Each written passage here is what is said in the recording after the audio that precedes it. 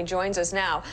This is interesting because you will force the media to cover this because you are actually going to be there on the border, sir. Yeah, that's exactly right, Dana. We're here to shine a light on what really is a failed policy. You know, thousands of American families that are dealing with fentanyl deaths in their families, you know, communities that are being overwhelmed from El Paso to Nashville, 3.5 million if you add in the gotaways. I mean, that's the average. We have 21 states in our nation with populations less than 3.3 million, and we're bringing in 3.5 million every year of this administration. It's unsustainable. All right, we mentioned this last hour. Senator Kelly in Arizona did an interview with the Washington Post. Here was the question: do you think Democrats nationally have recognized the complexity of the issue and the frustrations that people have? That was the question. Absolutely not even close. There are a lot of Democrats who don't understand our border, and a lot of Republicans who just want to talk about it, don't necessarily want to do anything about it, just want to use it politically. You agree with that? Well, I certainly disagree with the latter part of it. I will say there are Democrats who are aware. We talk in the halls of Congress to some of my colleagues, and they're like, "Oh, it's a catastrophe." They recognize it's a problem, but the administration and Mayorkas are just ignoring it. I mean, Mayorkas is saying we have control of the border when clearly the cartels have operational control of the border. But and as far as the Republicans, no, we want this fixed. I mean, in my district in Tennessee, we were at a gas station, and 3 busloads of Venezuelans just drive up, and we're aware that Maduro's opening his prisons. So, I mean, the people in my district have had it. We're all border states now. It's time to end this. I mean, we got to close our border. Do you have anybody going with you on this delegation that's never been before?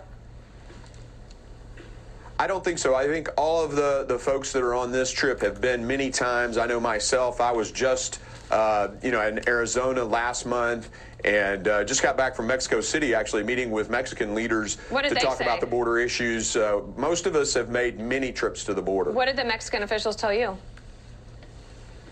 Well, they're very concerned about the crime that happens in their communities as people, make the trek. They're aware of, young girls being raped, young boys being raped. We went to a house that rescues some of these young girls and tries to rehabilitate them from the trauma right there in Mexico City. I mean, it's devastating what's happening, and the incentive is all Joe Biden's failure at the border. I mean, he just is welcoming millions of people in, and it just doesn't make any sense. Yeah, we just had an election, and the issue of the border, the immigration, it did pop up, but it wasn't top of mind for Republicans or Democrats, much lower for Democrats.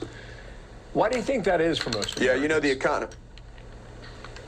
Well, Bill, I think most, obviously elections, I think Bill Clinton said it's the economy, stupid. Inflation is just hammering people. $7,000 out of people's pockets every year because of inflation. You're seeing retirement dwindling by that percent Just to jump in here for a moment, the time we have here. What country in the world allows 2 million people to cross their border over a period of 12 months? Where else does that happen? Yeah, nobody. Nobody. I mean, no one does this. You look at other countries where these people are coming from. When I was on the border in Arizona, there were folks from Russia, folks from the Middle East. I mean, they're coming from all over the world. None of those countries would ever allow this to happen. Yet we allow 2 million plus the gotaways. The known gotaways are over 1 million. So we're looking at 3.5 million people in last calendar year. It's insane. All right, Congressman Mark Green, we will pay attention to the hearing today. And we understand that thanks, guys. Kevin McCarthy also said that he might have an announcement about Secretary Mayorkas this afternoon, so we'll pay attention. Thank you. Thank you, sir.